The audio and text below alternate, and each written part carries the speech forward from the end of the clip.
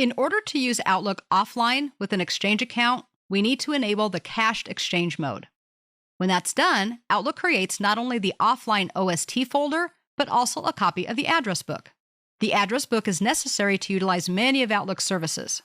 An offline address book, which is often referred to as an OAB, is created as part of the cached Exchange mode configuration and is updated as part of the synchronization process.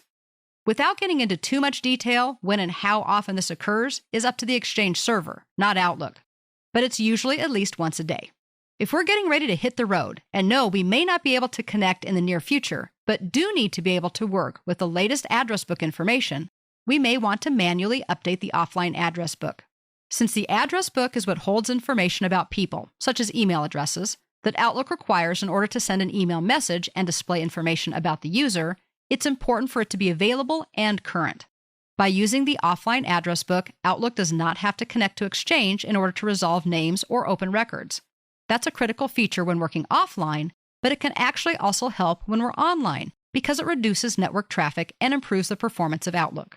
The command for this is on the Send and Receive tab, in the Send and Receive group, in the Send Receive Groups option.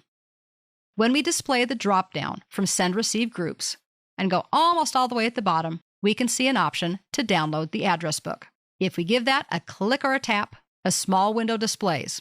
Now, we shouldn't have to configure anything here because most of us only have one address book. We're going to download changes since the last Send and Receive, and then technically we could choose the address book, but like I said, we probably only have one. So all we need to do is click or tap OK. We might see the Outlook Send and Receive progress box as it does its thing. It's just like downloading email. Once that's complete, that window will go away, and we now have the current offline address book downloaded. If you prefer another method, we also can do this by accessing the Backstage from the File tab. If we display the Account Settings dropdown, the ability to download the address book is near the bottom of this option as well, and it works exactly the same way. Since we've already done that, we'll go ahead and close the Backstage and just get back to Outlook. Depending on the size of the address book, it may be a quick or somewhat more lengthy process to actually download it, but it's one that is not only necessary for offline work, but also to optimize online work as well.